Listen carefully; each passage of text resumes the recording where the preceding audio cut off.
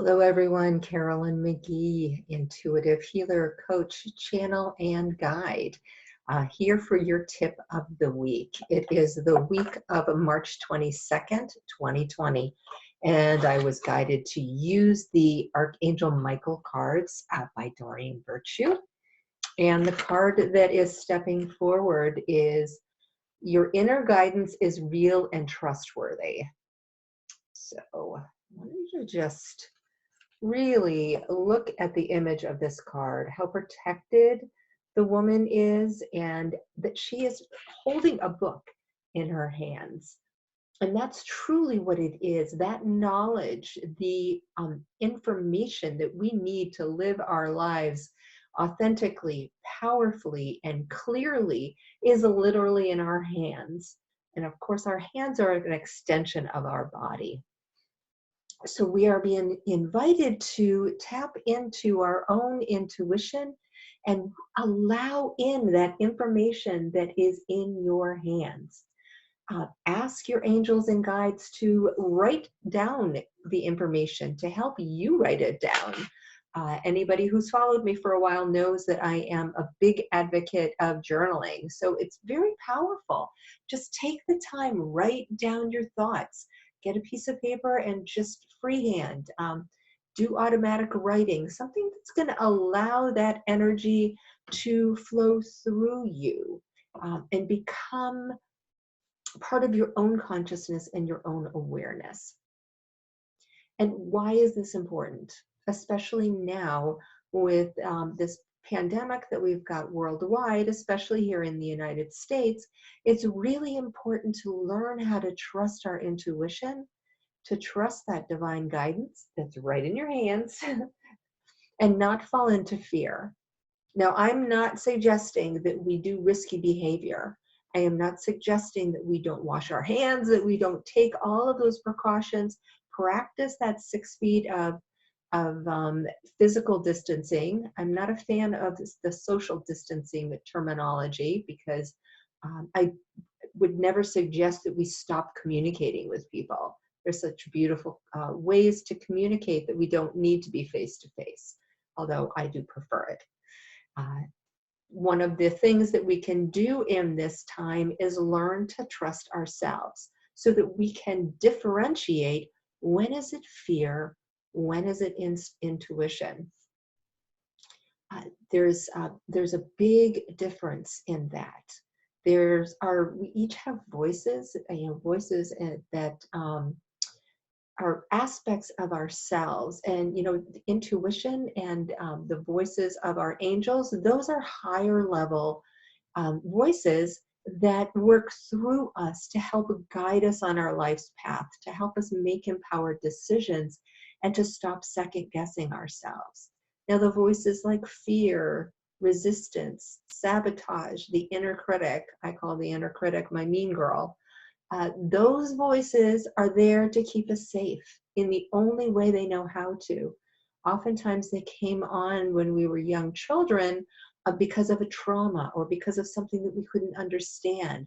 They came on to try and keep us safe, to keep us small, to keep us from doing things that could recreate that trauma, whatever it was. And remember, when these voices come online, we're young children. We don't have either the intuitive or the logical skills to understand why something might have happened. Our systems are overwhelmed. Something outside of our control has happened that has shut us down and made us afraid to repeat the same mistake or the same thing. So to keep us safe, that voice is going to get really tricky.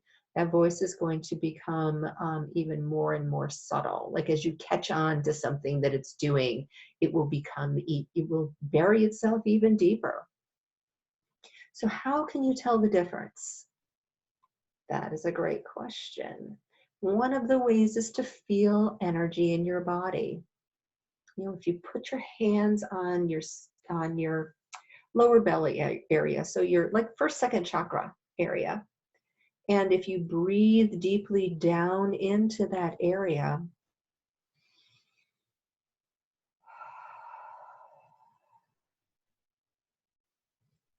Feel the energy settle. And as it settles, ask that energy that's in there, is it fear? Is the fear appropriate for the current situation? Or is it anticipation? Anticipation of something good to come? Because fear and anticipation, the energy, that rising, that bubbling sensation that often happens in our second and third chakras, the feeling in our physical body is very similar. So as we take the time to ask our bodies and to take those breaths and to wait to hear or feel the results, then it becomes clearer which it is. And the fear is legitimate. I want to be really clear about that.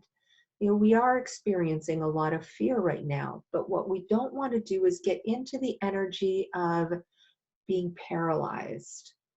We have that fight, flight, and freeze energy that we can fall into, just like a rabbit that's sitting there and sees a predator and stops and freezes. We can do that to ourselves too, where we get paralyzed and we can't make a decision. We can't feel the body's signals, our own intuition.